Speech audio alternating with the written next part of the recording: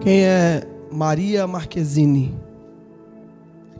Bom, Maria Marquezine é uma pessoa muito alegre, doce. É uma pessoa que carrega muitas marcas, muitas bagagens, mas é alguém que Deus acolheu de uma forma sobrenatural. Deus é meu pai, meu amigo. E eu costumo dizer que nos piores momentos da minha vida, Deus, ele se fez presente. Como você chegou até aqui? Cara, tentar falar isso é um pouco difícil, porque se eu cheguei até onde eu cheguei, foi porque a mão de Deus me sustentou. Eu costumo dizer que Deus é um Deus que te apresenta. Deus é um Deus que te leva sem você ter condições de ir. E se dependesse de mim, eu nunca chegaria. Quais momentos que você viu a mão de Deus na sua família, no meio dos seus, o momento que você disse, olha, realmente Deus desceu do céu para nos dar esse escape? Você tem um momento que você possa lembrar desses, de intimidade, do prover de Deus? São vários, mas eu vi a mão de Deus quando eu tentei contra a minha própria vida. Quando tentei suicídio pela primeira vez e Deus se apresentou para mim dentro do quarto. E ali eu vi a mão de Deus. Ali eu fui marcada por Deus. Então foi o dia mais marcante da minha vida. Foi onde Deus prolongou os meus dias na terra para que eu vivesse tudo aquilo que eu tenho vivido hoje. Como Deus se apresentou para sua casa? De que forma Deus manifestou a glória dele na sua casa? Então, quando eu era pequena, eu costumava ir para a igreja, né? Meu tio era do tráfico. Minha casa era uma casa de muita tribulação, muita confusão. E eu sempre fui para a igreja. Sempre tive muita sede de Deus. E através de mim e da minha irmã, Deus foi trazendo, Deus foi resgatando toda a minha família, né? Toda a minha casa, toda a minha parentela. E por diversas vezes eu vi a morte querer tocar nos meus primos, no meu pai, na minha mãe. Mas a nossa oração trouxe escape. O que para você foi propósito, mesmo no meio da dor? Então, eu perdi meu irmão, né? Ele era alguém que eu amava muito, embora fosse de uma vida totalmente errada. Ele era alguém que acreditava muito que Deus era na minha vida. E antes dele morrer, ele disse, Deus ainda vai soprar muito o teu nome nessa terra. E eu nunca me esqueço disso, porque eu vim de um lugar muito pobre, muito humilde. Eu vim de uma favela, eu vim de uma periferia, onde muitas das vezes não tinha nem o que comer. Mas o que me mantinha de pé era pregar para as vidas daquele lugar. E meu irmão foi uma pessoa que acreditou muito em mim. Então, quando Deus recolheu ele, isso me deu mais força para que eu pregasse para outras pessoas. E é por isso que eu tenho um projeto que se chama Culto do Livramento, que é em cada comunidade do Rio de Janeiro. Porque da mesma forma que eu vi meu irmão morrendo, eu não queria que outras vidas morressem daquela forma. E hoje, você olhando para Maria, para a missionária Maria de hoje, se você tivesse um espelho aqui na sua frente, o que você diria para a menina de há 2 anos atrás, há 3 anos atrás? Essa mulher de hoje, o que ela diria para essa menina do tempo atrás? Eu diria para ela não ter medo. Porque eu fui carregada de muitos medos, muitas rejeições, muitas palavras, maldições, vindo de pessoas da minha própria família. E eu carreguei aquelas palavras pro resto da minha vida. Então, se eu fosse dizer para alguma coisa para Maria de antes, eu diria que você é aquilo que Deus diz e não aquilo que as pessoas dizem. Deserto. O que essa frase significa para você? Deserto, antes para mim, não significava muita coisa, porque deserto dói.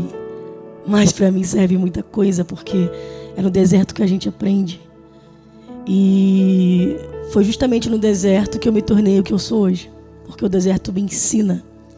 No deserto não falta pão, porque quando você ora, Deus manda. No deserto falta amigo, mas não falta Deus. Então, por muitas das vezes, me faltou amigo, me faltou abraço. Mas nos momentos que eu mais me sentia triste, era o momento que Deus mais se revelava para mim. Era o momento que eu via mais Deus me usar de uma forma surpreendente. E é por isso que eu aprendi a ser constante em oração, porque o deserto me forjou e me aproximou do meu propósito. Uma canção. Sem Deus não dá. Mas sem Deus não dá. Esse louvor tem marcado a minha vida. Uma amizade que você possa dizer: Deus, obrigado, porque foi enviado como resposta de Deus para te manter. Então, eu tenho vontade de chorar. Na verdade, é uma mãe na fé minha, Uau. a Thaís, e ela foi uma ponte para que eu chegasse aqui em Manaus. Eu não tinha como estudar, não tinha condições de estudar. E ela disse: eu vou pagar seus estudos. E não é nem por questão financeira, é por questão de afeto. Ela foi alguém que me abraçou, foi alguém que me levantou, sabe? E quando a minha família, muitas das vezes, lançava a palavra sobre a minha vida, eu me sentia tão triste, tão rejeitada. E uma vez Deus falou para mim: eu vou te dar famílias. Mesmo que não seja sangue do teu sangue, mas vai ser pessoas que vão te abraçar e vão te acolher, dependente das tuas falhas, das tuas escolhas. Então a Thaís foi alguém que me acolheu, me abraçou. Eu, cheia de trauma, cheia de medo. Então ela é uma pessoa muito especial para mim. Um testemunho. Um testemunho. Então foi quando eu fui para Portugal. Eu só fui com a minha mala, com a minha Bíblia e com 150 euros. Era como se fosse 150 reais. E eu não conhecia ninguém lá.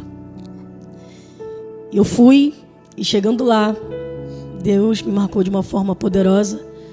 Eu vi a mão de Deus trazendo um avivamento, mas um avivamento de pessoas sendo curadas. Eu vi milhares de pessoas, até pastores, que queriam tentar contra a própria vida, sendo resgatados por Deus.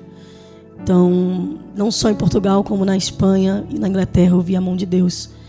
E o que mais me marcou foi quando eu vi 2 jovens se rendendo numa choperia na Espanha.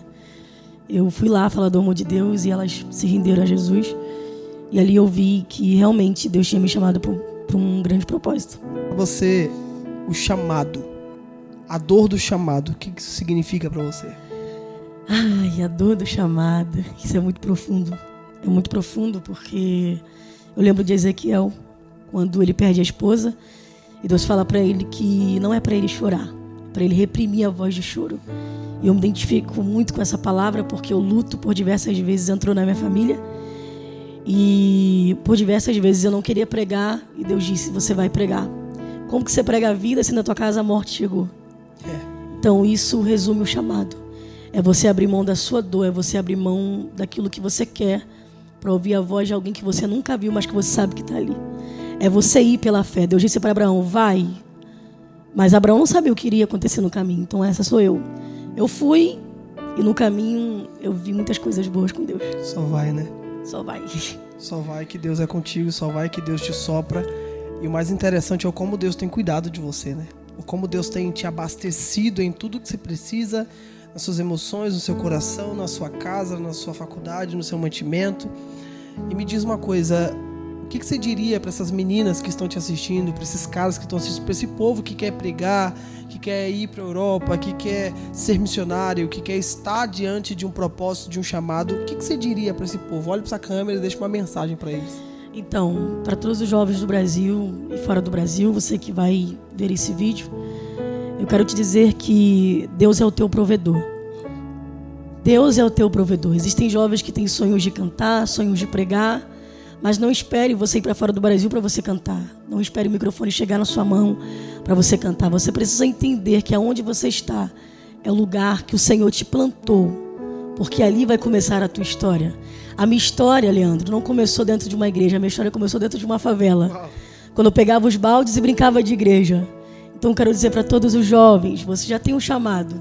Você só precisa tirar o medo, a inferioridade e deixar com que o Espírito Santo te mova. Amém. Obrigado. De nada. Obrigado por compartilhar a sua história, trechos da sua história. Obrigado por compartilhar o que Deus tem feito, pessoas que Deus tem mandado e tem enviado. Eu quero agradecer a Deus por sua vida, por você ser forte. Nós precisamos de mulheres como você para ministrar uma palavra para uma igreja, para uma nação, para o nosso país, para outros países, para que jovens olhem para mulheres como você e digam: eu preciso ser cheia de Deus também. Obrigado por ser cheia de Deus. Obrigado por ser profeta. Eu que agradeço. Que Deus te abençoe. Deus te abençoe. Amém.